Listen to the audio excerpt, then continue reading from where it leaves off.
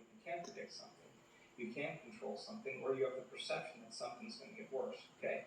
So you switch on that primitive nervous system, the fight or flight nervous system, and as you shift your attention from one person to another thing, to another place, to another problem, every one of those different elements has a neurological network in your brain.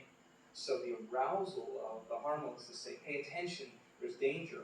As you start shifting your attention to each one of these elements that have neurological networks, you begin to create more coherence in the brain. And the answer is yes, because when you're under the gun of those chemicals of survival, you're narrowing your focus on the cause. You hear something moving in the bushes, you freeze, and you narrow your focus.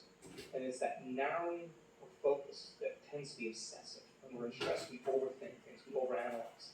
That actually, we've discovered, makes the brain worse.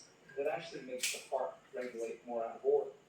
So we said, okay, if the brain is narrowing its focus, becoming over-attentive, what if we teach it how to do something else? What if we teach it how to broaden its focus? And instead of focusing on something material or something just open up and focus on nothing. And the act of broadening focus actually causes a person to stop thinking and doing and start sensing and feeling, is actually what starts to slow their brain waves down. The redundancy of shifting your attention from one person to another problem to another thing, causes the brain to fire like a lightning storm in the clouds, very incoherent. So as you start to open your awareness and sense nothing, we've seen this thousands of times, those different networks that are firing out of order start to synchronize.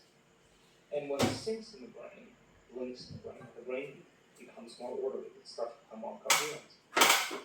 If you could learn how to rest your attention in your heart, and where you place your attention is where you place your energy, regulate your breath, start slowing your breathing down, even if you did it for 1 minute, you could actually begin to change your brain waves, and you could actually cause your heart to start functioning more regulation and more order. If you said, okay, I'm going to work with my body, and I'm going to start breathing, and I'm going to start feeling emotions that I do want to feel.